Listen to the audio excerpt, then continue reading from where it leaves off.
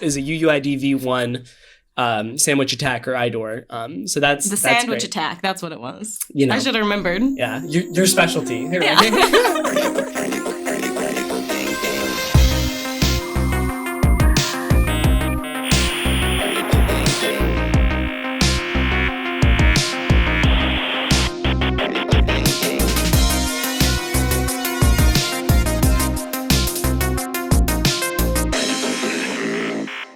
Hey everyone, so this week we've got a different type of episode. We had a cancellation on the pod, and I had the opportunity to do an episode that I was really excited about for a really long time, which is having my wife Mariah on the podcast. Now, if you've listened to Critical Thinking for any period of time, you know how much I mention her and how much of an inspiration and help she's been to me in my bug bounty career.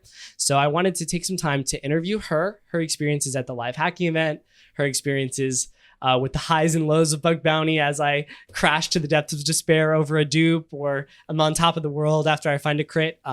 So we did a little interview with her, and I think she's really amazing. I think you guys will too. And hopefully you'll be able to take some tidbits out from our conversation and apply them to your own relationships, and let bug bounty not be a strainer in your relationship, but something that amplifies it and makes it more enjoyable. So with that, I hope you guys enjoy this episode.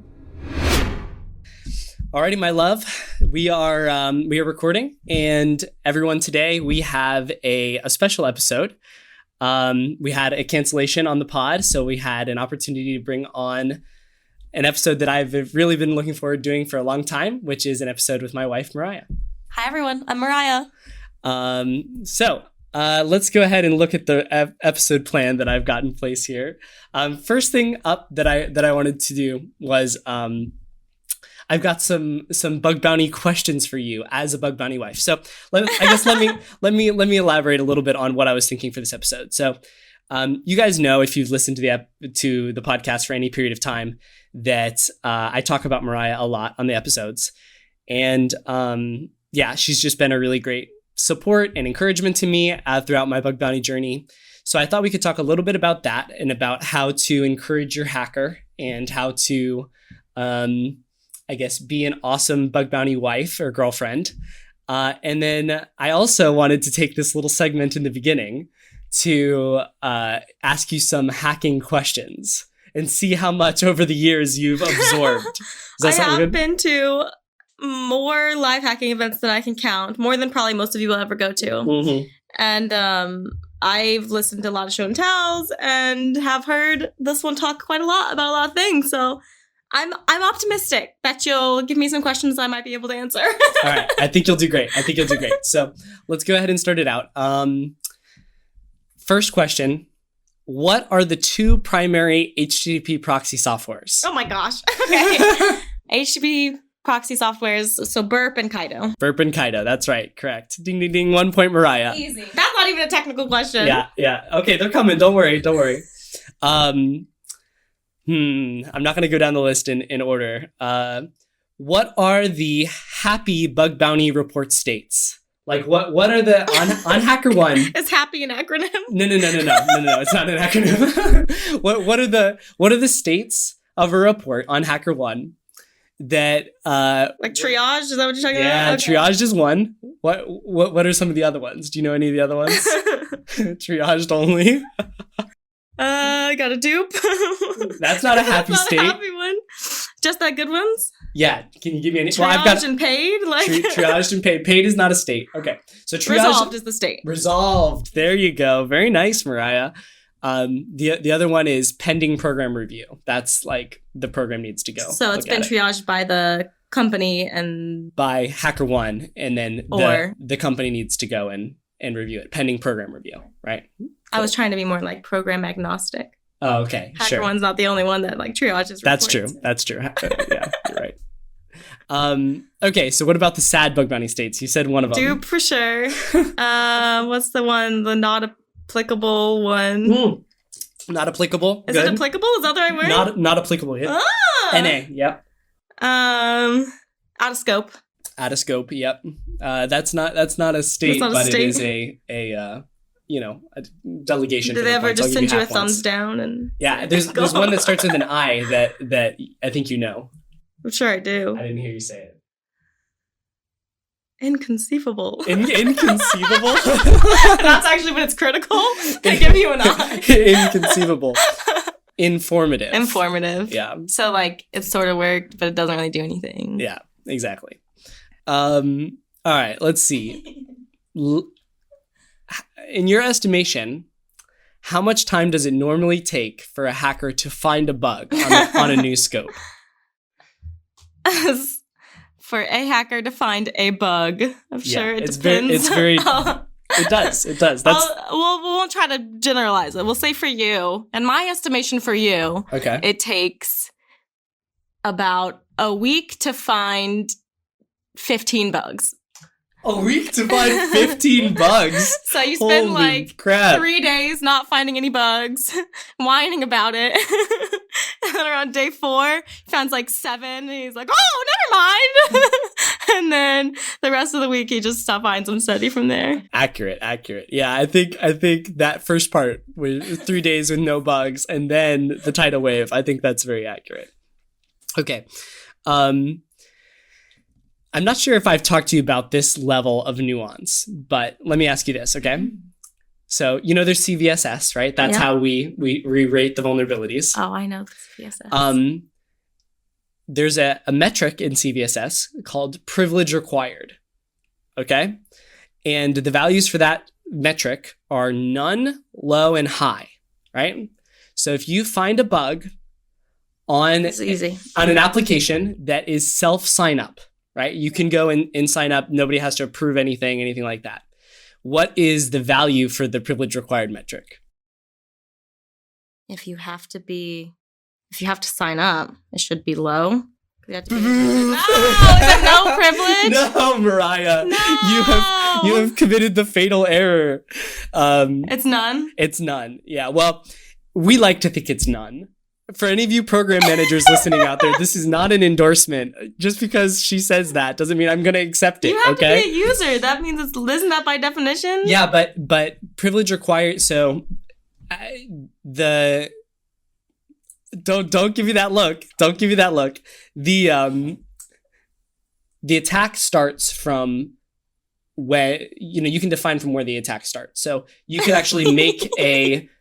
Wait, stop. I can explain this totally fine to anyone else. When you are creating the steps to reproduce the attack, you can just say, okay, first step is sign up for an account. And since there's no inhibitor, you can just go through the steps. You can just make up an email and right, exactly, and go through the process. Sure. And so it would start with privilege required none. So just to check. In general, if you are it's not creating, a prerequisite. Yeah. But if you're creating a report in general, do you always get to decide from where the attack starts? Like, ignore the first half of this attack. This isn't actually the attack. No. I mean, there's no preconditions is all I'm saying. Like, it's a precondition related Wait, problem. don't look at the first half, but the attack actually starts here? No. Is that like a normal? No, denied. Moving along. You don't get to talk on this anymore. Do not hold this against me, Bug Bounty community. I'm just checking. I'm trying my best here, okay? I'm trying to understand. Where is this light coming from? It's that corner right there. Is it that corner? Yep. All right, I'm going to adjust that real quick. Yo, y'all, exciting announcement real quick. We are finally launching the CTBB Podcast swag store. Yeah, that's right. The shirts that Joel and I have been wearing on the pod for the past couple months will finally be available for y'all to purchase at ctbb.show/swag. We gave out quite a few of them at DEF CON, but if you didn't get your hands on one or maybe you want some more, then definitely check out the swag store. Also, if you're a critical thinker on Discord, then check the Discord channel because you'll have a discount code available for you there. Or maybe this is a good opportunity for you to sign up and become a critical thinker if you're not already, because you'll get a great discount on the swag if you do so. All right, cool. I think that's a wrap. Anything else I need to tell you about that? I don't think so. All right, cool. Back to the pod. Let's go. Okay, next one. We're getting technical now, okay? Okay. What is an IDOR vulnerability? An IDOR is an indirect object reference. Yeah, indirect. IDORs I like. Oh, it's not object? No.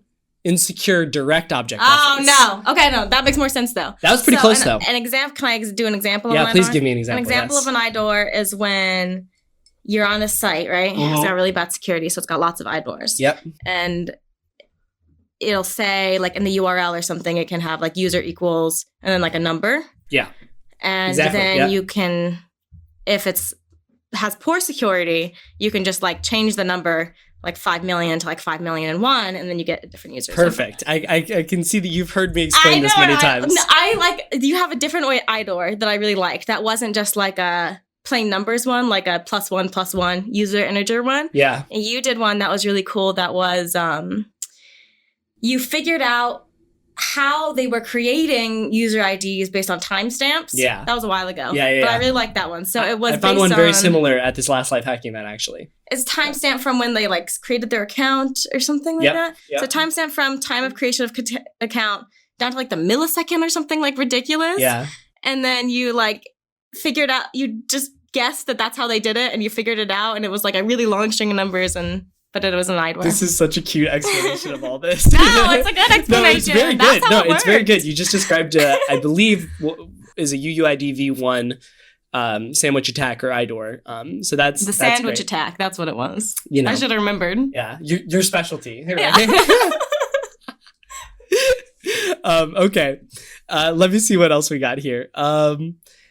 What I kind of already covered this, but what is CVSS? Do you know what CVSS is?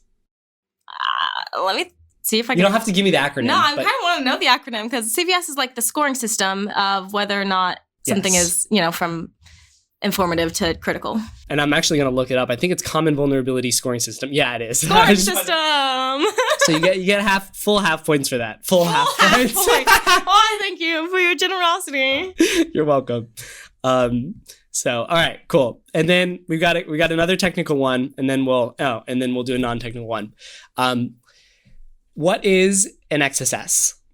XSS is cross-site scripting. Good. Can you explain what it is? Not as well as an IDOR. IDOR is my favorite. Yeah. Cross-site scripting is, so you've got like the page, Right. and you On the right track.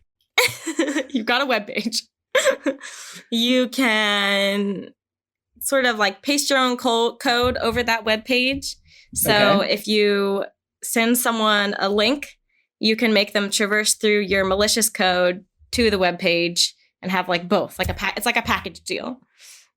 That is somewhat accurate. Yeah, exactly. So you've got your malicious page, Yeah. and then how does the package deal? Well, they go through your link.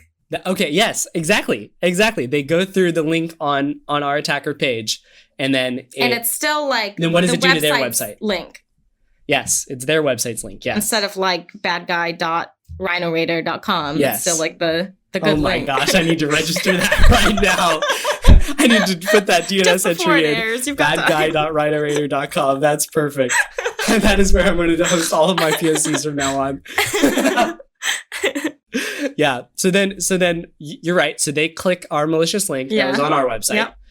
And then what happens to their website? Sucks up the bad website. It sucks up the bad website. And then they can only interact with the bad good website. Yeah. I mean, that's pretty accurate, because what you're doing is you're running code on their website, right? Yeah. Is that what you meant to say? But it's not, you haven't actually changed the website. That's right. It's only in the victim's browser, right? Other people aren't seeing it. Yeah, that's accurate. Yeah.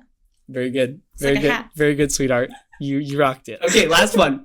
What is a good range for low, medium, high, and crit bounties? Good bounty range for each thing. Yeah. Low should be at least 8K. What? Oh my gosh. Okay. Well, you said I answered two, like, not pro hacker No, on no, the no. other one. You're so doing great. I'm coming in pro hacker. You are doing perfectly.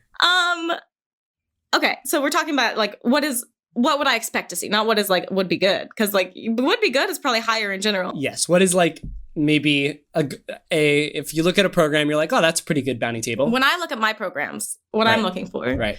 is like at least 1K for lows. 1K for lows. Okay, Right? great. Like out of the hundreds, I feel like is pretty good. Okay, yeah.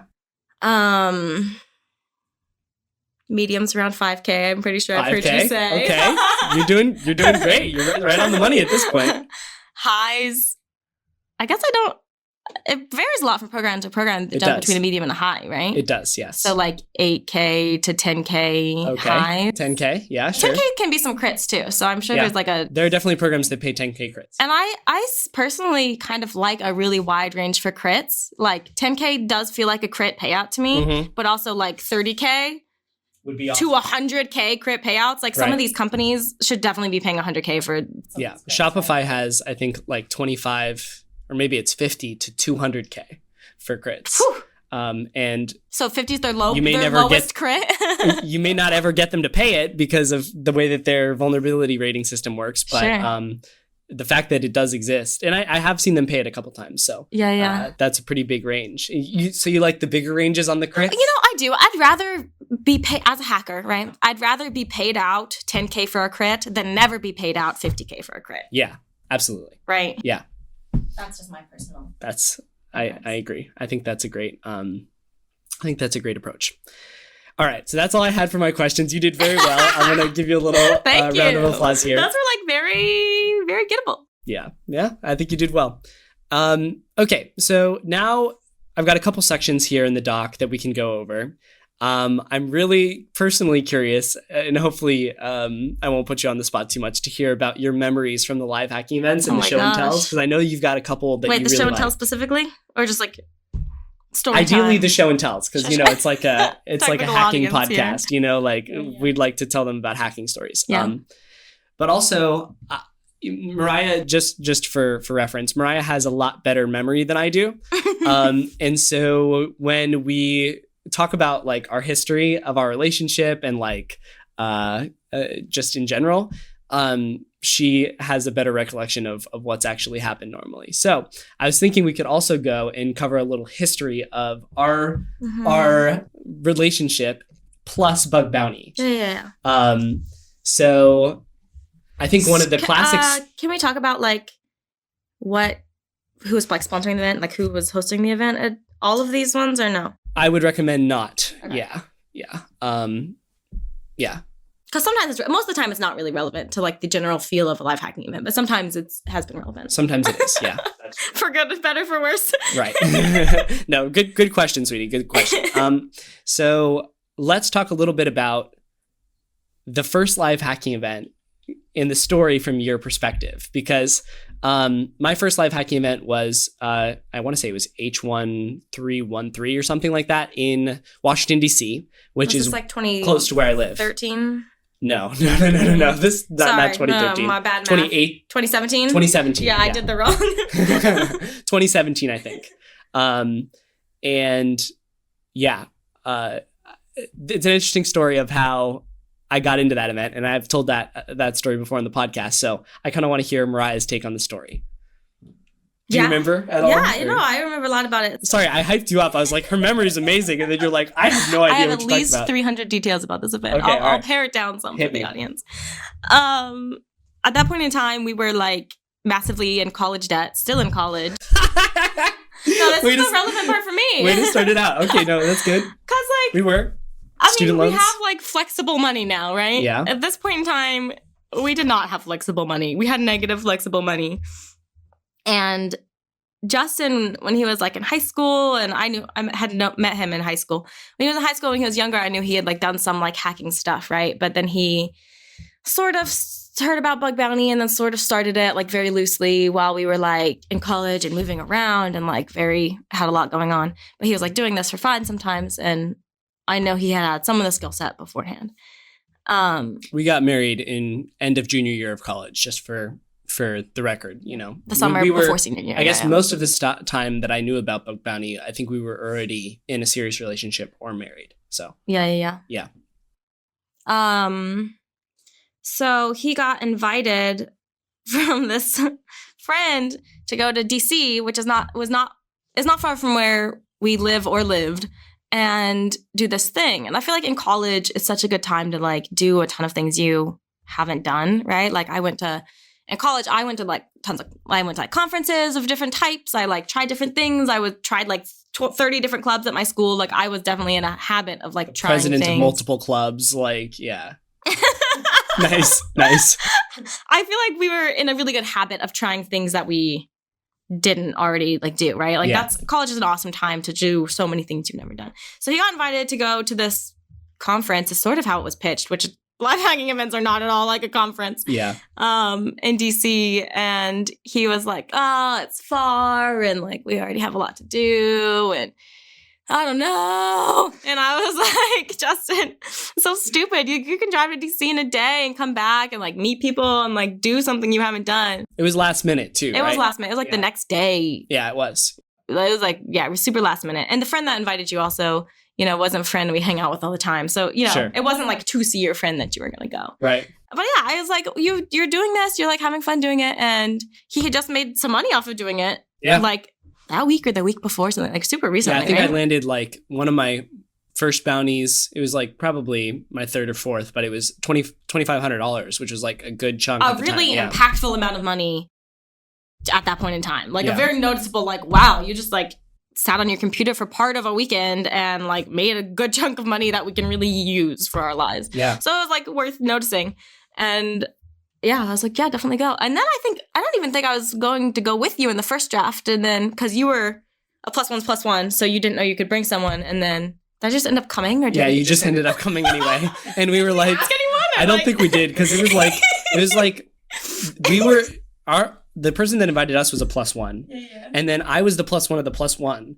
And then you were my +1. Yeah, and you were like, I don't know that you can come. And I was like, I don't know that I can come. I had like a paper to write and stuff. I had a lot of writing to do in school. Oh, you were working. I was like, yeah, I was too. working on I was like drowning in homework. I couldn't have gone if I didn't do more. So yeah, I showed up with my laptop and I was like doing high writing in a corner. And I don't know if they got any pictures of you, but it's really funny because, Mariah will come to most of the live hacking events, which we'll cover in a bit, but and like I think she's had a whole page dedicated to her face in the HackerOne hacker report of her, like, and in their defense, like, most of the time when she's on her computer at these live hacking events, she'll be just doing something else. But this time you were actually doing like, what was it, like a training they did camp? like a clinic. It was like a like how to women use and hacking 101 or something. I think it was. And it was like in the middle of a live hacking event. It's kind of a strange setup for it. But yeah, they were like, it was like, let's install Burp on your computer. And then like, here's just some sandboxes and stuff to like click around in and hack, and like no more instruction. It was just like, hack this. And you're like,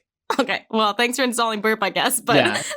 that was like the extent of the training. So. It was really cool though, because she was wearing glasses at the time. She since got LASIK, but she was wearing glasses, and like the shot was over the computer, and you can kind of see the computer screen like sort of reflecting in her glasses at the time. So it was pretty. Let's rad. jump ahead to the event because we've been on the story already for a while. Go ahead. So anyway, he ends up choosing to go to the event as a +++, and then I ended up going along and being like, worst they can do is say no, and we've driven just a couple hours to DC, and he's going to go in anyway. But they let me in, and they let me just click on my computer in a corner and eat food and stuff, which is great. And then meet people. I met a lot of people. Met a lot of the OG staff at that point. Mm-hmm. And some hackers. I remember meeting John Bottarini. Yeah, John Bottarini. Classic Bottarini. I have a lot of different names for a lot of the hackers that are not their names. Not mean ones, but like Bottle Tot is what I usually call them. Because it's just easier to I'm sorry, John. I'm so sorry, dude. It is what happens though. What other names do you have for other hackers? There's so many hacker names. There's Big Sam and Little Sam. Big Sam, Little Sam. We're not going to tell you which ones are which. Both of them have been on the podcast, It has nothing to do with sizes. It's like a vibe, you know? Yeah. A person's size is all about their vibe. We have Little Jack, but he's not around too much anymore. Little Jack isn't around anymore. A lot of people, I actually know their hacker names and their hacker handles. Yeah. Their real names or their hacker handles, and I use both or either of them. But Yeah. I'm trying to think if I have any more like out of left field names. I can't think of any off the top of my head. Okay, We'll so work on it. what other memories do you have from that original event? I remember the show and tell specifically at that one because I've been to a lot of live hacking events and seen the show and tells and like not remembered a lot of it. But I remember like because Justin wasn't Franz at that event? Franz was at that I event. remember Justin was like crazy no. about Franz. He was like, "This is the super good hacker from Sweden," and so embarrassing. I was like, "Justin, just go like talk to him." We're like in this like very small venue. She literally made me go talk to him. Like he had found some. I think this was like. You're like, I want to ask about this bug. he had found this crazy bug. I think it was a supply chain related bug at the time. And that was like not anything, like nobody was doing that at the time.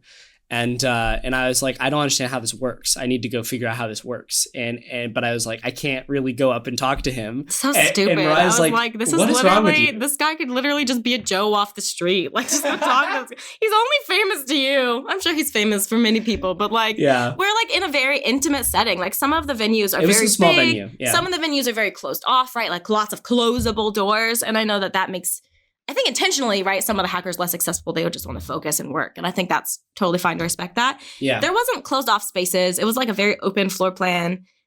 And so I was like, Justin, we're in like this very small, this is not a conference for one. we arrived and like, we're very sure it was not a conference. Right. We're like in a very intimate setting. Like just go, if you're here, then you can go say hi. Like this is not like it's not that kind of thing. So he talked to him and that was cool for him, and I got to talk to some random hackers. And I figured out Franz is a person. Yeah, I know. Crazy that he's not like some hacking god. That's like a takeaway though. Like if you do go to a live hacking event for the first time or the 10th time or whatever, and you're like afraid to meet people, just go talk to them. And like if they're jerks, that's on them. You know, some people are jerks. That's just how people are. But like most people are very open and like people, because I feel like that's a pretty easy default to assume. Like if you are at the event, you can have a conversation with people at the event. So, I mean, I do. I go to a lot of events and I have conversations with lots of people, and I don't. Yeah. I certainly haven't earned my way to the events. You definitely have some like good friendships with some top hackers and their girlfriends too, which is great. And so, all right. So that's the DC story. Oh, do you remember anything from the show and tells? This is like one of the first show and tells I ever saw was Enti's. Yeah. And Inte was like super memorable and like a really interesting guy. I don't remember like meeting him or having conversations with him, but like he got up there and was like a great presenter. And Classic he played Inte. this like video song that about hacking. And Justin has told me it's Ruby's. Ruby Nealon made that song. But like at the time I was like, what is happening? There's like a whole subculture of like hack music? Like what is this? And then Enty's presentation was just really good. I couldn't tell you what it does. I've seen like tons of good presentations and memorable things since then. Yeah. I like Sam Curry's Null Boys. Oh, Null Boys. He put a lot of Null Boys into a classic and presentation. It kept giving him information back. That's right. That's an accurate. I mean, that's pretty much the whole presentation was. The whole bug was like he put in a null byte. And then somehow that null byte was getting filled with just random pieces of memory from the server. And so he could just leak massive chunks of memory from the server. That's a good memory, sweetie. I mean, some of these presentations are really memorable. That's not on me. I love that. Yeah, they did a good job. Zero OPSEC on this guy. Oh, that's Donut. That was Donut. Yeah. That was sorry, maybe the target's not. No. It's fine. That was a. The target doesn't matter. Someone gave him like part of their social security number, part of it, to test to see if he could get the rest of it. But social security numbers are already not that long. Right. So this person gives him part of his social security number, and in the presentation, it got zero OPSEC on that guy. Yeah, that was... like, you gotta give people your social security number to test. Hilarious moment. That was so good. I loved that. But Jonah got it. That's why he's doing show and tell. So it worked, and he did get more social security numbers than just that guy with zero OPSEC. But yeah, that was lovely. That was a great show and tell. Yeah. Do you have any other ones off the top of your head? I'm trying to think. I love all of Random Deductions show and tells. Yeah. Just awesome hearing her talk. Yeah. Especially the LA event last year was phenomenal. So. There have been some poems. Oh my gosh, there have been poems. and crew have done some like rap / poems. Limerick. One of them was like Dr. Seuss. It was. You're right. I'm sure I remember more. I've learned content from a lot of them. Yeah. Some of them just start sounding kind of the same. Do you remember? So that first event. Do you remember what bug Inti was presenting on at all? Do you remember any of the details about the bug, or like the song that he played? I usually remember the song. I'm having trouble right now. Just a second. We'll link the song in the description. It's like, I hope it's still up. I got to go track it down, but I can't remember right now. It's He got some data. Content injection song. Do you remember injection. that? There's a content injection bug on your. I just kept remembering it kept stopping at the your. Yeah. Content injection bug on your. And it like, so you don't really, I don't remember a lot of the bug because that's the content I got. I was like, where's the content injection? Oh, so such a good memory. All right, solid. Good. Oh, you know what? Another really good one was, I think it was OXACB and Fisher. Yeah. They got a massive. Was that the one where they just changed the default password reset email or something like that? Yeah. You could just change. You could just, instead of like trying to hack someone's password, they just said, just kidding, send my password reset token to my email. Oh my gosh, yeah, that one was a really good one. That's right. I like the ones that are just like that are like so stupid. Yeah, like you could, I mean, you didn't even need burp for that one. Like you literally could just type it in. Wait a second, don't send it to this email. Send every password reset to my email. That was crazy. That was crazy. That's a good memory. I think that was one of the first bugs that I'd seen that got, I don't know if we can say how much it got paid out, but it was like a very large amount. And it was very staggering at the time. Yeah. So yeah, I agree. That was a great one too. So let's see. Let's skip forward a little bit. So, we did that first event and then you and I kind of went to a couple events since and when we didn't have kids, then we were going to all of these events together. Yeah. I mean, I've been to probably about 20 life hacking events. Yeah. Personally. And Justin's been to like a few more than I have been. Yeah. So that was great. It's been a great opportunity to travel all around. Do you have any tips for people bringing their wives or girlfriends on trips to life hacking events? For the tips. Let me clarify. Tips for the hacker and tips for the girlfriend / Great, I love that. Wife. I feel like people do it very differently, right? Mm-hmm. Like depending on personalities. I've seen it done a lot of way by hackers and their partners. I know that Justin, when he goes to a life hacking event, he takes it very seriously and wants to really respect the program and the company. Everyone flying him out and stuff. So he will spend 98.5% of every trip we take, like actually hacking the target. Some hackers do not do that. So if you're not a hacker who like cares to do that, I know a lot of people will like take the plane ticket and hack beforehand, hopefully be respectful to the programs and stuff, but hack beforehand. And then during the event, just kind of enjoy, the cool city or whatever they're flying you out to. That's totally different, right? Like if they were taking time off to like be with their partner and travel together, you can do whatever you want as like a couple, have fun, chill, do whatever. We don't do it that way. Right. Justin's very serious about his hacking. So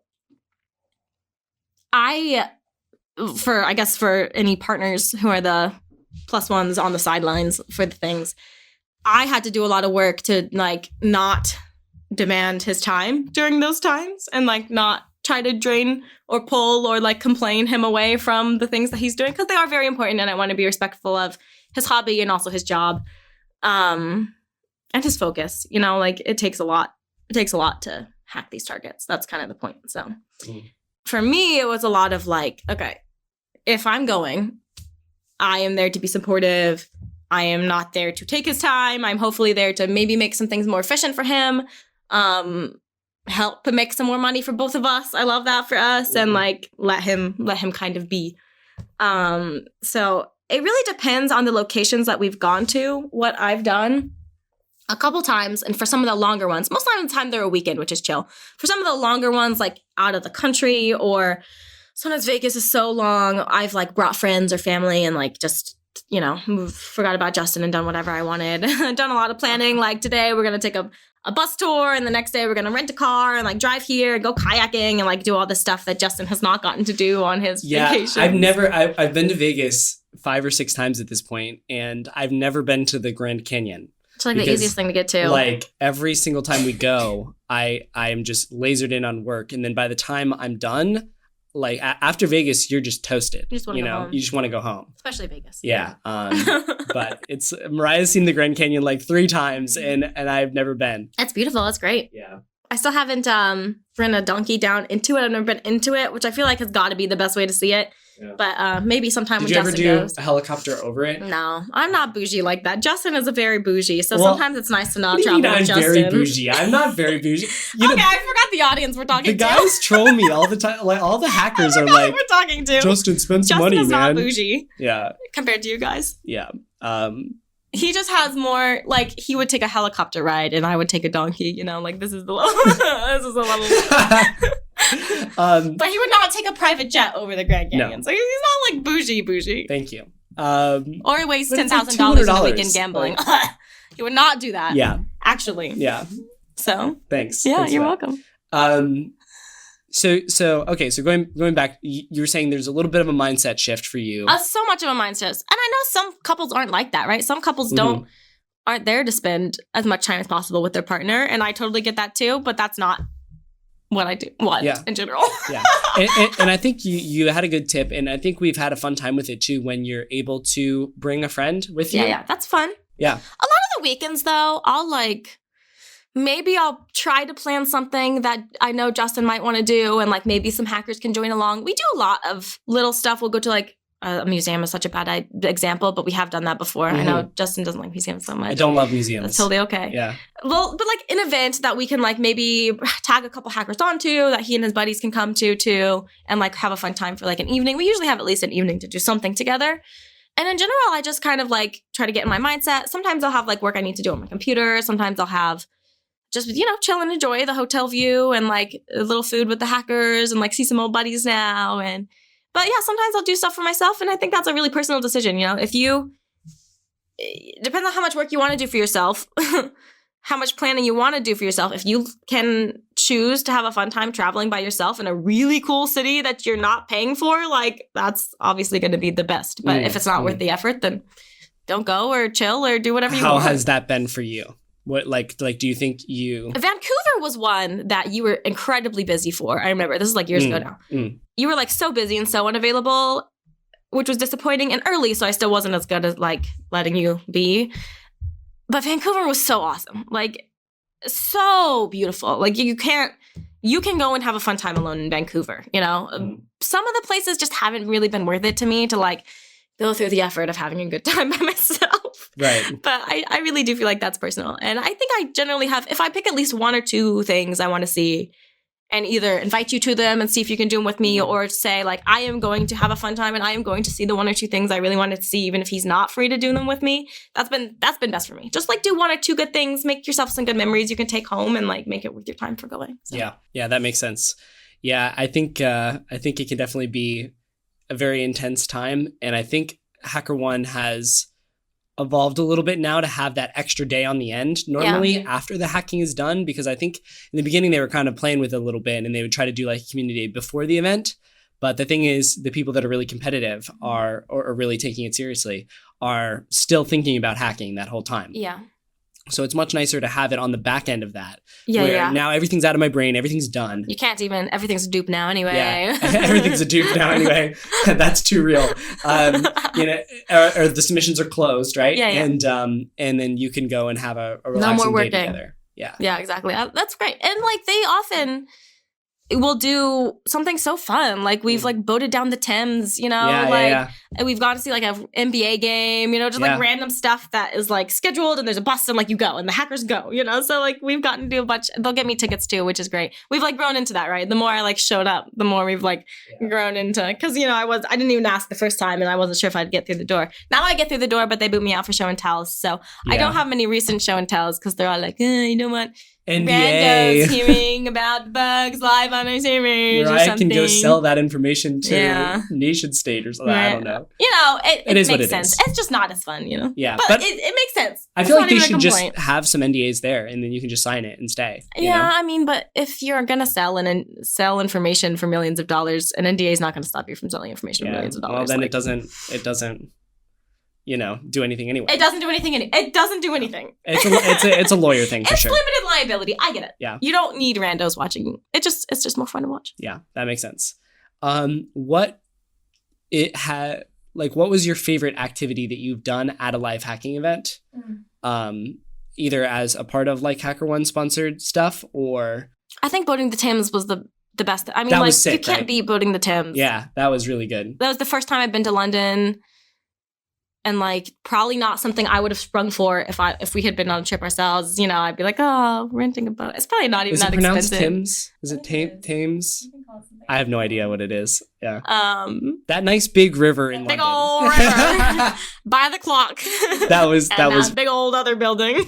that was really fun time. I agree. I think boating excursions So nice. really nice. I'm Integrity sure- also did one of those for an event. Yeah. I think it was Portugal, and that one was a little bit choppier, but it was still amazing. Yeah. So I think I have really been grateful to be included on like events like that with HackerOne specifically, to not be program or like platform agnostic. Yeah, They yeah. have been very kind to me as a way to incentivize Justin to continue to do a good job, which has been very effective for them. So I think it's a good investment on their part. yeah, I'm sure there's like 100 great things we've done. I'm not thinking of all of them right now, but some of the favorite things that I've done is like we went to Spain for a big life hacking event. yeah. And I had my family and a really good friend, Kodai, there with us. And I had like this massive itinerary that I made for us. And like we were just like doing stuff and seeing stuff for days and days. We walked like Barcelona was beautiful too. Barcelona was so beautiful and never been. And we walked like 20,000 steps a day and saw like a billion things. And then from Barcelona, we took a big trip that I planned around Europe to like Andorra, France, Monaco.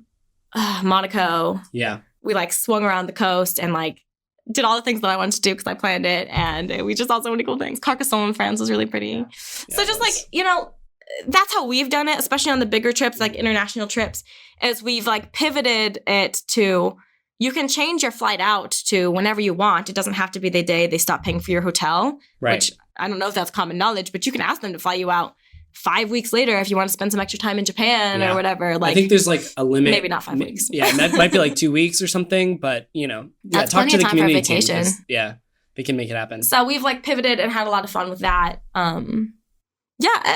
Just work with your partner, figure out what they want to do, figure out what you want to do. And if it doesn't sound fun to be alone for an entire weekend, then maybe don't do it if that's the partner you have. Okay, so switching speed a little bit here, away from the live hacking events.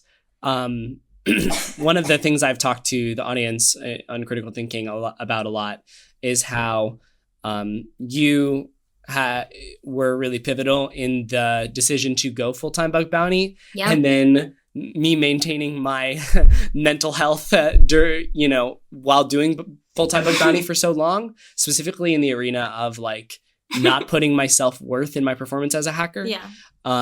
So can you talk a little bit about that decision to go full-time bug bounty and, you know, what our thought process was like, and then also not finding your self-worth and your, performance as a hacker? Well, I think that he could have started full-time bug bounty like a lot before he did. Like he chose to get a full-time job out of college and do bug bounty because remember, we were still in college when he went to his first live hacking event even. And then after that was pretty often, every few months and being invited to more events and stuff. So he seemed like he was doing well, but he still like accepted a full-time job out of college and did that for a year or two, for a while. Also, Justin, most people don't have this problem. Justin has never failed to get a job he's applied for, right? Like Justin has gotten jobs he hasn't applied for. People will be, beg Justin, Stop. Please work for us. No, this is don't say real. it. Coming from someone who doesn't have the same experience and has like gone months, looking for a job and trying to get something that works for me. And like then not liked my jobs, like had a much more difficult and unpleasant like job in general. Had many more job interviews where I didn't get the job. It's totally different, right? And your skill set's in demand and your personality's in demand. You're just very lovable and likable and a great asset on a team. Thank you. So coming from specifically where he was, he did not need a job out of college. He did not need it to ensure that he would get a job later in life. Like he will always be employable if he stays how he is, even if he doesn't improve for the rest of his life, right? If he stays how he is incredibly employable. So that would be, I think, maybe the biggest concern for people if, you were transitioning out of college is like, what if I fail at this? Like, what if I, then have like a 2-year resume gap or whatever. One, he was already being very successful. Like he was already finding bugs in his very, very limited time. I made sure it was very limited because he was working a full-time job and we were recently married. So very limited amount of time he had to hack. He was finding stuff, right? And I think that matters, you know? And especially like if you don't know you want to do it, you want to make sure you're in a position that you can get a job. Like I think wanting a bailout from bug bounty is totally reasonable. Yeah. That just wasn't a problem for you. And we had financial margin. We had a track record of me doing bug bounty part-time and making almost as much or more actually than my full-time salary. Yeah. And you had done that for like a year. And I had tried to let him hack a little bit, but the full-time job plus bug bounty was not for an early marriage, in my opinion. It's not great. Yeah, it was hard in the beginning for sure. I mean, you add anything to a full-time job in an early marriage, like grad school or any other commitment to your time. And it's probably, I mean, just be married. That's my vote. But you know, it's something you really like. It's something you're really good at. It did. But it worked out as a pivot. It did not work out as a long-term bug bounty and full-time job. And that's part of why I really pushed it. And part of why I still push it. This guy still is like, what if I got a job? Or what if I started another company? Or what if I had 16 more different so the pivots? latter. But yeah. Well, both. But that's true. I've definitely considered job offers from Google and from like a government entity. So I think that, but yeah, lately more so on the entrepreneurial side, like, wouldn't it be great if I just like started this other company? And you're like, literally don't even think about it. Yeah. So for us, like I think you even paid down our college debt while we were still in college. In our 1 year of college, we went from like, you know, 2 people of collegiate debt to like, wait, we just positive net zero. worth. Yeah. We're not negative anymore. That's crazy. And that to us was really important. We didn't want to like hold all of the loans and like hold the weight from other loans. So we chose to pay all those down. And so we already saw that like he could make money from it. And so I, more than him, was like, okay, so when are you quitting your job? As soon as he got a job, like this is not, this is like not awesome. And clearly this one is working better for us. Do you remember how I responded to that at the time? Because I feel like we've merged our mentalities so much. No, unstable income, healthcare. What? That's how I remember it. Oh my gosh, so Mariah. I just never know if I'm going to get paid though. Like what if they just stop paying me money for the bugs that I find? So that's how I remember. Wow. Okay. Well, hey, that should be man, I can hear my my mentees right now just laughing their heads off because now I have so much, you know, merged this mentality with Mariah. And by merge, I mean taken her mentality about it, that I'm like constantly yelling at my friends that are doing well in bug bounty. Like, hey, dude, if you don't want to be at this job that you hate, just quit do well your job. in bug bounty. Yeah. Yeah. Like you can take the risk. Now is the time to take it. You're young. You don't have any, you know, additional things you need to pay or responsibilities or anything. Spouses or some illegitimate of them children. Are single, some of them are, yeah, exactly. And so like, I think that there's a lot of, flexibility that I see now that I didn't see at the time. And I was really glad you had the foresight to see that. You also, I mean, I was really pushing for it. Yeah.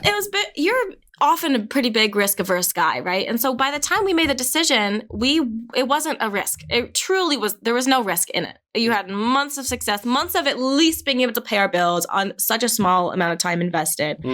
And yeah, I think when you chose to do it, you chose to do it zero risk, really. And like I said, you personally are very employable. So worst case scenario, you get a job again, which puts you exactly back where you were. Right. But you also liked your job and you liked your coworkers. And so I get that. I mean, there's a lot that needs to go into decision to being full-time bug bounty. Like if you don't want to be home alone or at a cafe alone every single day of your life, like that's a super reasonable decision. Justin loves to wall himself off and like focus on his work for an entire day, for an entire week. You know, like that vibes with you. Like that's great. I could not do it, would not do it. You do great at it. It works for you. But yeah, I think by the time we decided to do it, it was like really no risk. Like you had enough of a track record. You were employable again.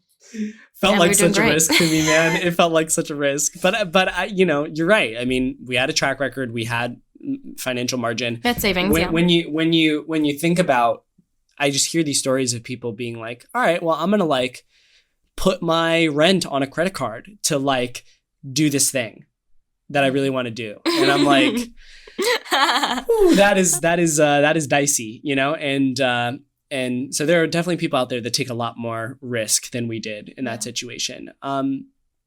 Okay, so, yeah. Well, that answered the question about like going full-time bug bounty. That was our thought process of like, we earned enough, we had minimized the risk. We were going to move to Japan, right? That was that same time. I really do feel like it's such a personal decision. And I think it's a personal decision to start and a personal decision to continue, right? And so we've made both. You just chose to start. And many people will try full-time bug bounty and hit some of the cons and say, this isn't for me. And that's totally fine. Yeah. Like a lot of people have done it for years and then been like, hey, I don't like hustling this much. Like, I don't like earning every penny I make, like correlatively, right? Yeah. Like, I want to be able to show up and do a good job at my job and get paid whether or not. Which is fair. I think that's totally fair. Yeah. And it's like, and you can clock out at the end of the day. Some people have a hard time quitting work when they are doing full-time bug bounty. Yeah. It's all personal decisions, and that's totally fine. For us, though, the continued decision is based on all the pros, right? So, like, the cons are still there. What cons have I experienced in full-time bug bounty? Definitely. Which ones have you talked me out of / supported me through? The ones I've seen for you are not the ones that I see for the most commonly, honestly. Like, the isolation is not a problem for you. Yeah, no. And I manage his social calendar a little bit so that he doesn't become like a So I don't lose the friends that I already have. Exactly, yeah. But like the work isolation is not a problem for you. And the making enough money is not a problem for you, right? Mm-hmm. So I know some hackers, especially when they're just starting, like it's hard to like actually be making enough money to pay your bills, which I think is fair. So those are like maybe the two most serious problems that can happen. Justin doesn't have those. So I'd say your next problems you have are like, it's like, I am garbage if I'm not making enough money for my family. And enough money is like subjective. He's always making enough money for us to like live and be well. Right. But I'll set aggressive goals for it. Yeah, which is great. I think aggressive goals are also awesome. They work great for you. Until they don't, right? And then also like the it's not working spiral of like this. I love how she's got a name for this. The it's not working spiral. Yeah, like I need to put that on a t-shirt. I found a bug. This one was a dupe. I found an almost bug. It ended up not being a bug. Like you hit a couple different flavored lumps, Yeah. You hit a couple different problems. Flavored lumps. And then it gets into the it's not working spiral, right? And then especially this is the first like year or two, right? We're like more than that into it. But the first year or two especially, like you hit like 2 dupes in a month and you're like, this was supposed to pay my bills. Or and like this one triager is like mean or wrong and you have to tell them something 7 times, like this is a bug.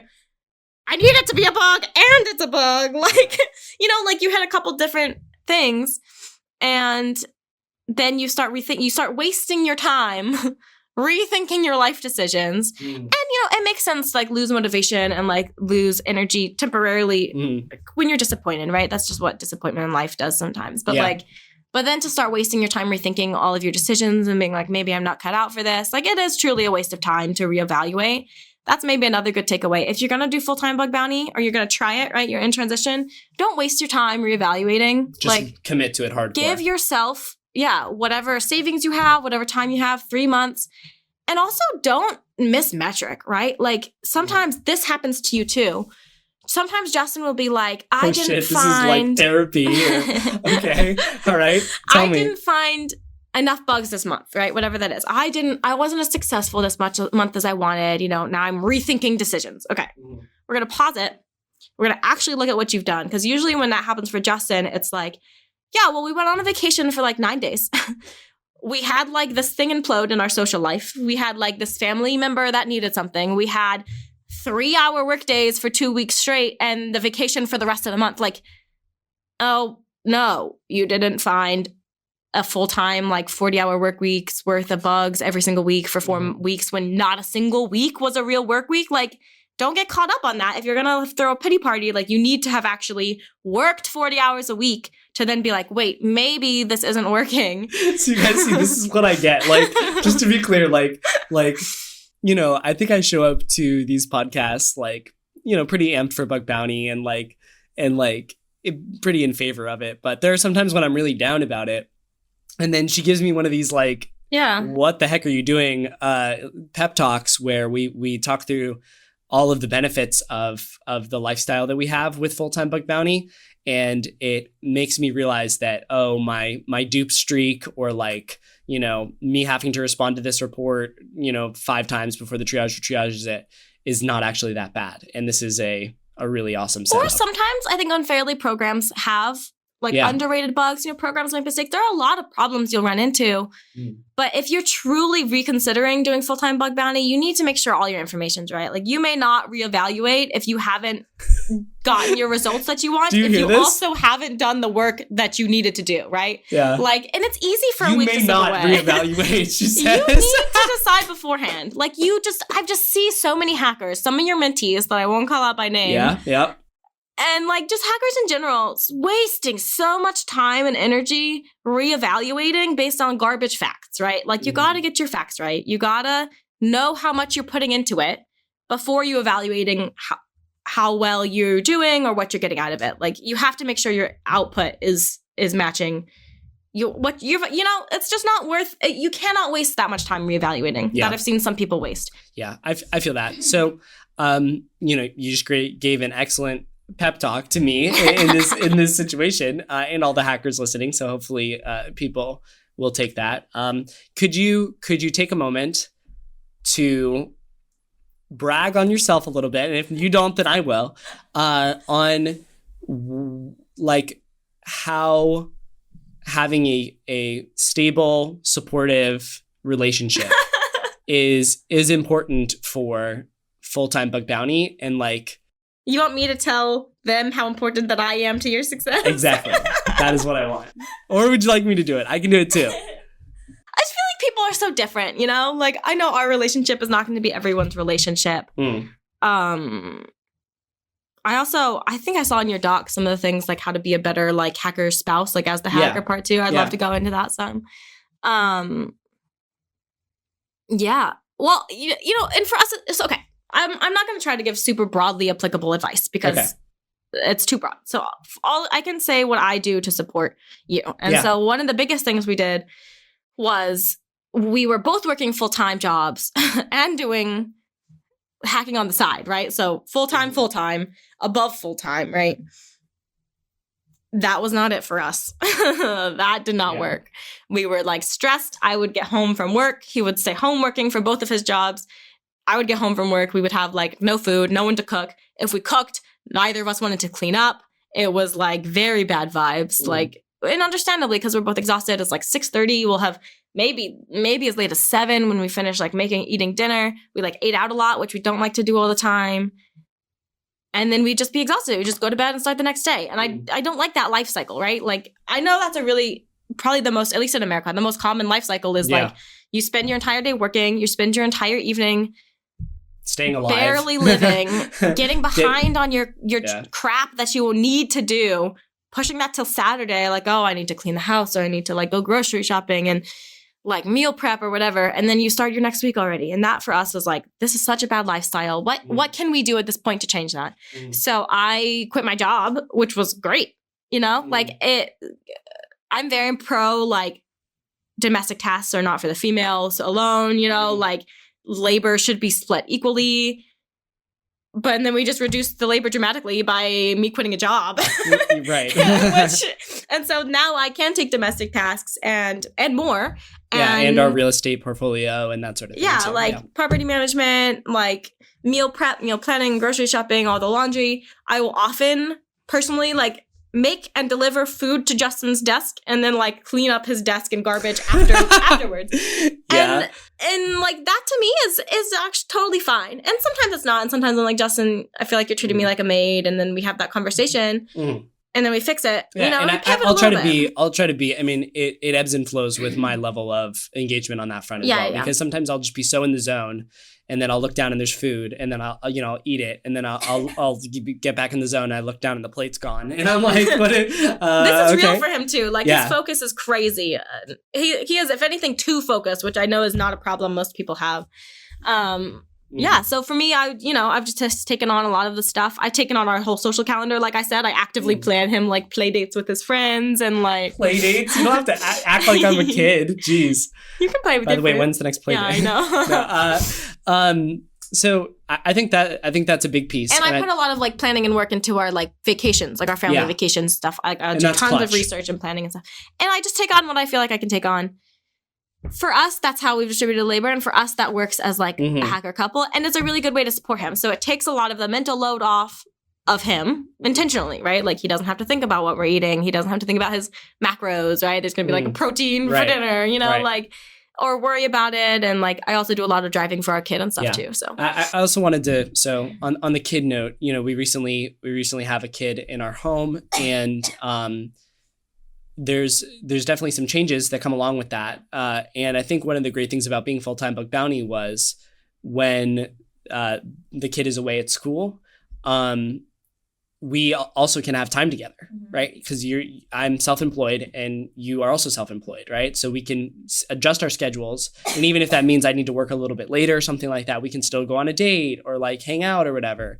And talk, because by the time you get your kid to bed, sometimes it's like, oh, I'm just going to fall asleep. So I think that's been really positive for us as well. For me too. I mean, especially since we're both at home, right? So if both people are at home, Justin has said that, like, if he's hacking and I come in and ask him, like, a random question, right? Like, what about tomorrow? What about this plan? Whatever. And then he has to go back to hacking. It wastes, like, 10 to 15 minutes of cognitive time for him. And that, like, correlated to, like, dollars per hour wage is important, right? Like, I don't want to waste 15 minutes of your time unnecessarily, right? You're very cognizant of that now, and I think that's been an evolution. A huge change. But yeah, I think when she'll group things too. So she'll come in, she'll still come in and interrupt me from time to time, but it's like she's got 3 disjointed questions, that she clearly has been stacking up. Yeah. And then we'll get those done and then knock it out and we'll go along. If it like, I appreciate that a lot. Because, I respect my own time as well. So if the things are too much in the way of me getting what I need done, like this is a house decision we need to make, this is a school thing, and this is a social thing. I got 3.5 people waiting for me.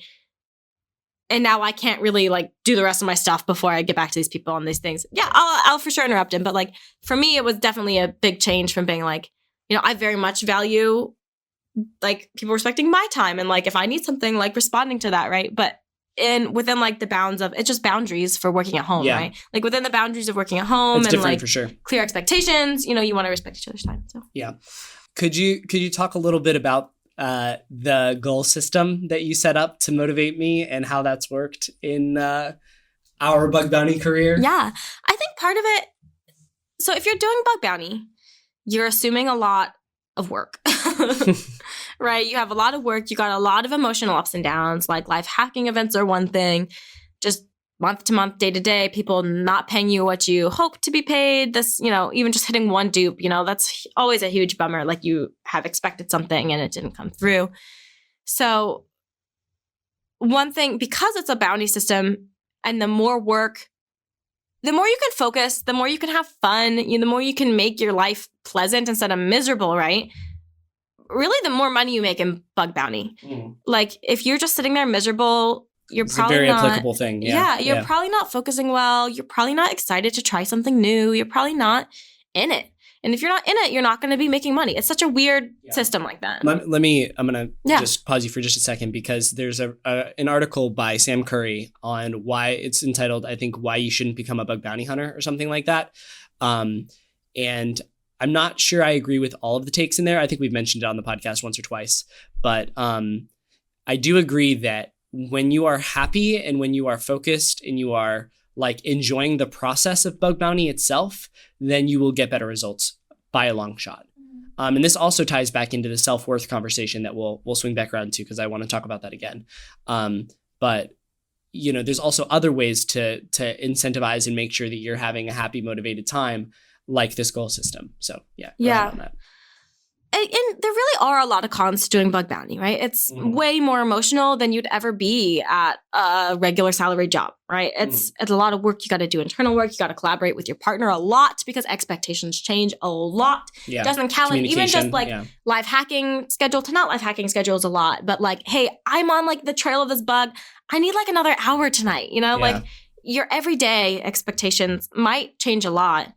And so given the cons of it, you just got to keep things prioritized, man. Yeah. So the goal system that we set up, I guess, was specifically surrounding the live hacking events. This is speaking to motivation. That's why I was talking about that. Yeah. So you want to keep yourself positively motivated for how much work you're doing it. So this was a system, I think I just came up with it. Yeah, you came up with it. Because we generally are pretty frugal.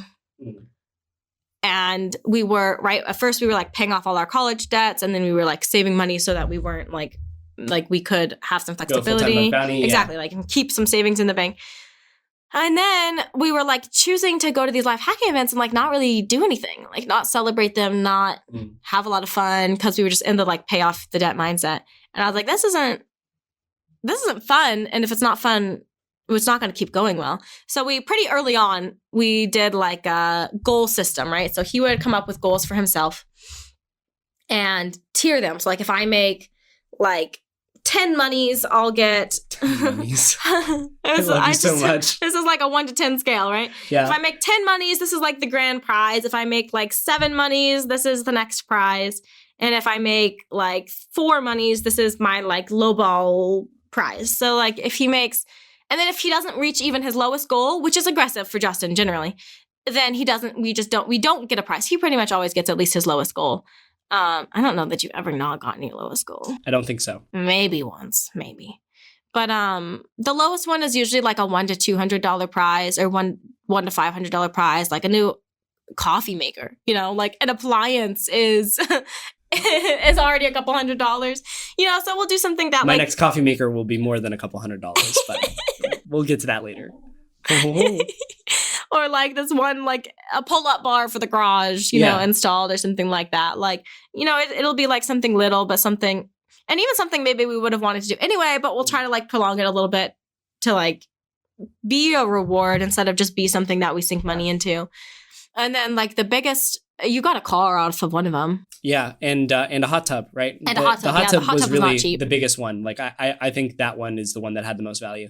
And I think it's interesting because obviously, we're making enough money where we could just go buy any of these things. But I think gamifying it as well really appeals to me. You didn't get the hot tub this time. I guess we'll have to wait till next time. Yeah, and I think also Mariah very emphatically insisting that I follow through with the purchase after the event was really big, because I'd be like, oh well, it's like $7,000 for this hot tub or whatever, plus the electrical. It was like at least I don't know, it was a lot for the electrical work out of the hot tub, and we had to get a patio under the hot tub to like have a flat surface. So. So it was a lot, but you were insistent that I followed through with that because that's you have to keep those promises to yourself, and it I think that was great. That was kind of what we needed there. And it's always a percentage, right? Like if he makes $20,000 an event, he's never going to spend $20,000 from that event. Oh no, yeah. On it's like a small percentage. Toys, right? On stuff we don't need. I mean, we'll spend it on like rent and investments and stuff, but we're not going to spend it for fun. It's always 5 to 10%. A scaling percentage of. So if he makes a little money, he gets a little thing, and if he makes a lot of money, he gets a bigger thing. But it's still like not. We're not going to spend all of the money at once. And that's a personal finance decision for us too, is we don't want like lifestyle creep to control our entire lives. And we really don't want to trap ourselves into having to make as much money as we're making now either, right? Mm-hmm. Like we want to live below our means so that if we do ever want to pivot for any reason, and honestly, like we've had this kid since May. Some undisclosed time. Yeah, I don't know what month it is, honestly, anyway. Yeah. But a few months, and like he has worked so much less, right? Like we spending a lot of time strategizing, like, oh, what do we do? Like this is a new thing we've never done before. This is a half-grown child. Like she's already come with a lot of pre-programming, and like we're every week, not every day, every week there's something like, we've never seen this before in our life, and now we're parenting it. Parenting is interesting, yeah. So we've chosen to spend a ton of time on it, and he has not, for months and months, not worked probably one full work week, maybe a full week around a life hacking event. Yeah, except for the live hacking events. Vegas I think was that's a lot. true. You know, there's been a lot of fragmentation, but I think we're working back towards that direction of getting full-time, you know, getting dedicated hacking time in place. But it's definitely an adjustment, and having the flexibility to prioritize things like, hey, let's strategize. Hey, let's talk about stuff. Hey, let's spend some me and you time because, you know, the rest of our life is being, you know, dominated by this new parental responsibility. Exactly. So to bring that around, we personally don't want to trap ourselves into having to make as much money as we're making. So we always are underspending for stuff because we want to be able to take months and months off to like slowly transition into different things if you want to. And trying to convert those large spikes of income that come in with Bug Bounty into longer term passive income, which is an area that Mariah really excels in because she can take that. She has experience with real estate investing and, you know, getting that into various, you know, passive cash flowing streams. We make a really good team too, because I think I do have a lot of vision and ideas and desires. And Justin has a lot of... I like making that happen. He's like super skillful. He loves to love me. And so I'll get a desire or an idea and it'll be like 3/4 of the way baked. And I'm like, hey, Justin, this is like a lot of hard stuff. Can you like, can we do this? And then he says, yes. And then we get we do what we want. And it's a really good look, like moving to Japan. You know, I had all the like the groundwork and the vision and some of the logistics, but like if I had to move to Japan to myself, I would have had to like be an English teacher and like live on nothing and like all of these things. And with Justin, the whole idea was like the whole vision was able to change and we could make something way better than my idea together. Yeah, I think you have a lot of great vision for our family unit. And then I have a lot of follow through and making it happen. And long-term follow through, especially. Yeah, long-term follow through. And I think we also have various skills where they overlap don't overlap in a really positive way. Like a lot of the supportive stuff that you do. I suck at cooking. She's an amazing cook, and is very cognizant of like, oh, it's time to eat. Justin is probably, even though he doesn't know it, is really low on energy, food, you know, and then, you know, me handling the paperwork side of the real estate stuff, you handling the like hands, you know, so boots on the ground. I know how to do the paperwork stuff most of the time. Yeah, it works out really well. I want to circle back around again. Okay. I know we got derailed to prizes and rewards for your work. Yeah. So like, even if you're not doing a live hacking event, you could do this with your like monthly income's a little hard with Bug Bounty because it really changes, but maybe like 3-month clump income or something like that would be a better way to do it if you're not at the point where you're going to live hacking events. Yeah. Like definitely set yourself goals and reward yourself. You know, and it was the way I was raised too. I kind of thought that like buying yourself stuff ever was like indulgent. Like we always waited till Christmas to get something that we wanted. Like we never bought stuff we wanted. Like ever. We just didn't do it. And my parents didn't, and we didn't, and it didn't happen. So I thought it was like overindulgent to just buy something that you wanted for like $50, $100. I was like, no, we're not going to do that. Right. But like, I really do feel like for Bug Bounty specifically, it's an investment in yourself and your like motivation, because motivation is the only thing that's going to make you money in Bug Bounty. Or like grind. You can grind through it. You don't need motivation if you're grinding, but like, you know, you want to keep yourself in a positive cycle. It's not a salaried job. It's not sustainable if you're just grinding the whole time. Yeah, it's not a salaried job. So you shouldn't treat your income like you have a salaried income and be like, oh, 50% goes to this bucket, 20% goes to this bucket at all times, because it inherently has to be flexible. But we have different categories. This is what I've been trying to get back to. Okay, we have different categories of prizes. And I have it written down somewhere formally if we ever need to like release the formal list. But there's like, just to help you think of things that you can spend your money on if, you know, unless you're someone like Nagli who has plenty of things to spend money on. Call Nagli out on like that. I like that. Or Sam Curry, or, you know, there are lots of people who spend a lot of money on a lot of things. But if that doesn't come naturally to you, like it didn't come naturally to me, we formalized buckets of fun spending money, because not everything is a toy for yourself. So, right, there is like fun stuff that you want for yourself that you don't need, right? And I think even within that, there's categories, right? Like a new video game system in video games is like one thing, but like maybe a hot tub and a patio is like also a social investment and also personal health investment. Home improvement. Yeah. You know. Buy yourself a physical trainer. Sorry, don't buy them. Buy their services. Right. Subscribe to a physical trainer. Experiences is another one. Experience is a huge one. Vacations or classes, like take a class on something that you're interested in, a dance class, whatever. Gifts for other people, like that like pro-social gifts is a whole bucket of like, people don't usually buy their friend a car, but if you get to the financial point where you can buy someone who needs a car, do that. Yeah. Like do that as a pleasure spending for yourself. You well. Yeah, exactly. Exactly. Like gift yourself the gift of giving someone else a car. Like that is an awesome bucket, right? And that can be a goal for your thing. So it doesn't have to be, you don't have to buy yourself a hot tub. You can buy your dad a car, like. Yeah, and I think a lot of hackers do spread that money around, which is cool. Yeah. Wait. Well, okay. All right. Wrap it up because we gotta get to this list here. Okay. I also want to say another category of like self-prize, but in a different like idea is like one is investments, like getting yourself an investment you're excited about. It can also be a gift for yourself. Like you can have if I make this much money, I get to even like buy a single stock or something, right? Like something that maybe you wouldn't have invested in anyway, like, but you're excited to try something, spend, 30% of your thing on that. And then the last one is like just charitable. Is 30% an option? I didn't know if we were doing 30%. We'll talk about it for the next event. Who knows? Maybe I'll do that. Charitable gifts in general. So instead of like a pro-social gift, like a gift to someone you know and you can immediately receive like gratification back from, you can also like donate to a charity. Like, I know maybe that sounds a little silly to say, but I feel like some people who should really consider this just don't consider it. Like, helps with the tax burden too, because bug bounty is very tax painful. I would say we give away at least 10 to 15% of our gross income, not even like our post profit. Like we give away a ton of money and that is awesome. Like I love that for us. I love that for charities and individuals that we like help out in life. Like pick a charity you like, pick a cause you like, there are like places you can donate that spread out, your gift to like, a percent goes here, a percent goes here. You can pick a bulk charity, whatever you want to do. Like you can put good things in the world with your money and it doesn't all have to be for yourself either. So just throwing that out there. That's just my pitch. Is that yeah, that was like the last bucket I can think of right now. I'll give you another round of applause here. Very good. One of the things that I want to highlight here is that clearly she's very passionate about all of this, right? Which I think is really keeps energy up for us.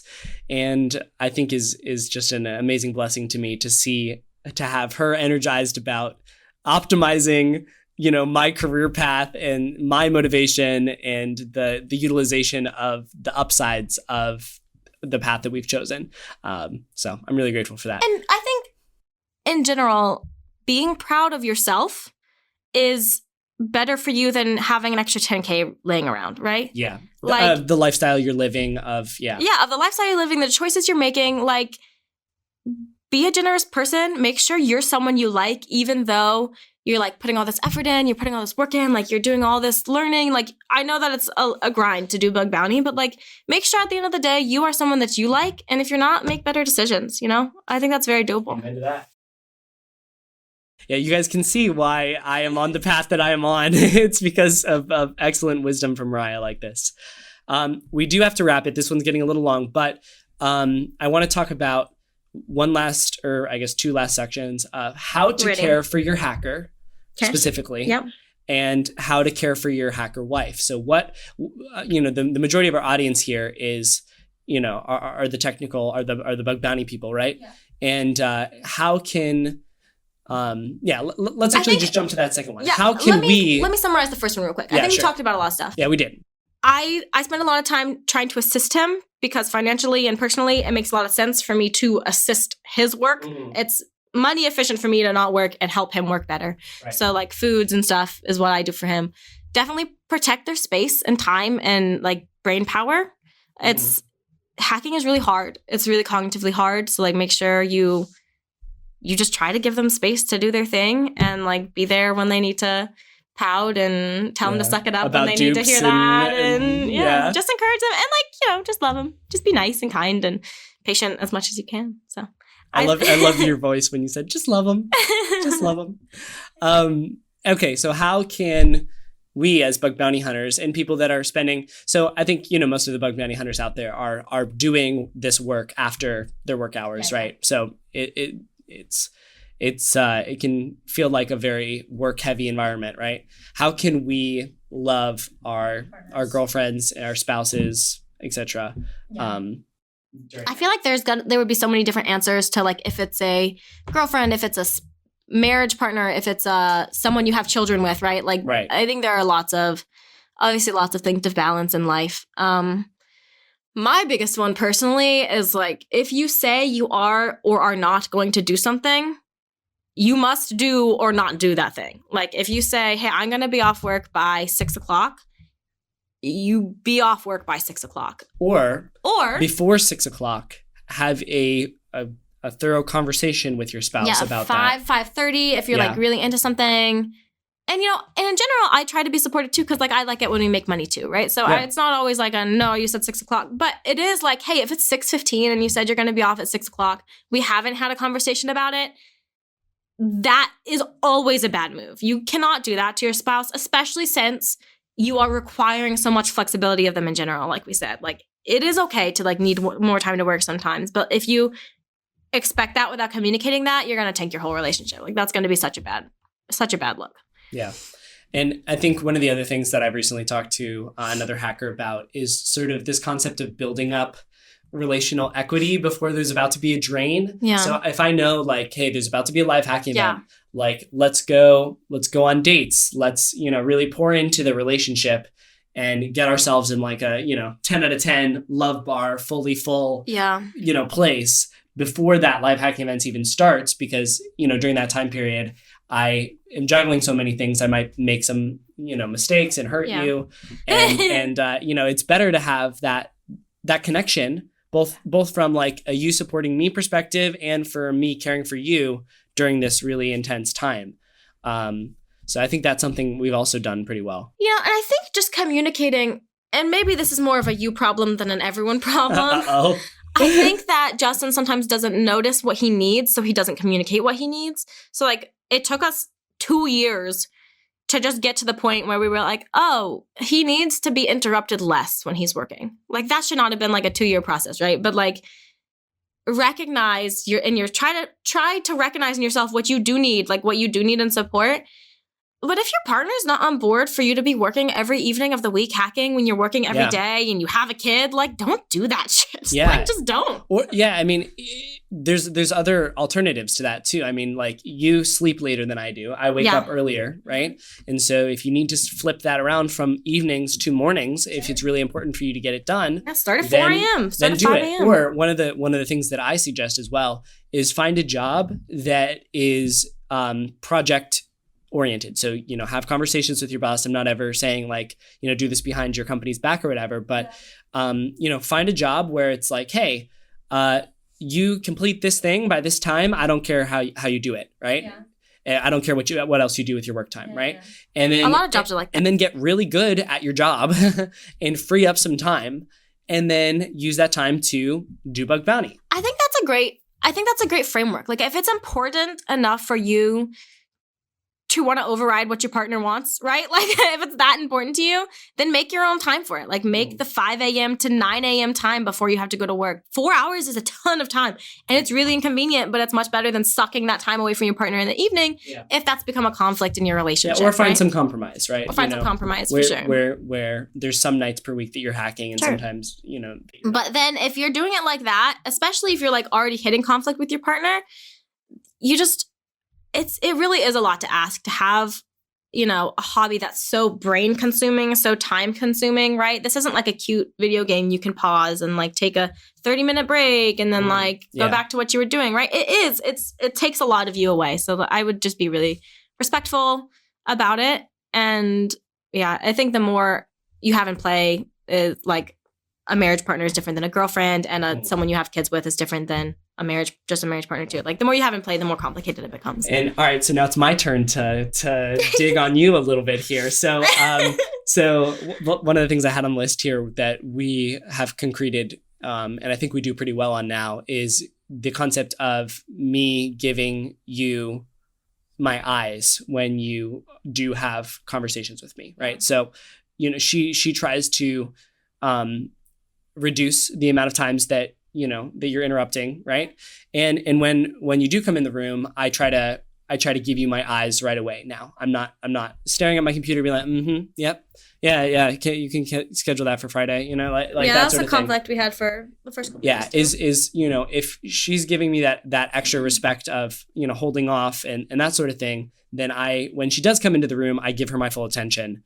And we talk and we are efficient about it. And then there's also just a level of connection there as well of like, I know that it's a big thing for you to feel love, that I'm looking at your eyes and I've given you my full attention, right? Yeah. Actually, it's funny, before this podcast, I was like, I hope we finish up the podcast in a good amount of time, then we can go, get coffee and stuff like that. And she was like, well, you're going to be like staring at me the whole time and talking to me. So this is kind of like a date already. It is kind of like a date. It is kind of like a date. And so I think that's probably more generally applicable. I know that you get a little extra out of the eye contact thing, but I think that's probably generally applicable as well. I also want to add, like, back to the girlfriends supporting your partners. If there is conflict, maybe you've compromised. You say like, all right, half the days a week or half the evenings a week, you can like take the whole evening and hack, and I'll just do whatever else, right? I think I don't know if it's our generation or our day and time and space, right? I think it's really easy to be really dependent on your partner for most of your like social and mental needs. And I think, there's good stuff in that, but I think it's so important if your partner is a hacker and all of their attention is on this thing, you've got to get hobbies, like you have to have stuff in your life. You can't just watch TV every night that they're doing something that's really interesting and engaging to them. One, it's going to make you a worse partner if you just sit there doing nothing. And two, you're going to be so much less happy. Like, get a hobby. Get 6 hobbies. Like, get one for every night of the week. Get 6 hobbies. Get a book club. Get something you like doing by yourself. Get, like, a standing coffee date. Like, you don't have to sit home miserable all the time either. Cough. Play League of Legends. That's a great one. Don't just let yourself be bored and, like, waiting for your spouse to be done with the thing that they really like doing. Because that's a disservice. That's a recipe for disaster. That's a disservice to both people in their relationship. Yeah. I agree. All right. We are an hour and a half in, it looks like. And I don't have anything else, I don't think, on my list. So, Mariah, thank you for stepping in today. And I love you so much. That was a great podcast. And that's a wrap on this episode of Critical Thinking. Thanks so much for listening. And if you want more critical thinking content, head over to ctbb.show/Discord. Join the Discord. There's lots of great conversations and chats going on over there. And if you want to support the show, there's the Discord subscriber tiers, which give you access to masterclasses, AMAs, hack-alongs, exclusive scripts, and an exclusive chat channel with us. We'll see you there.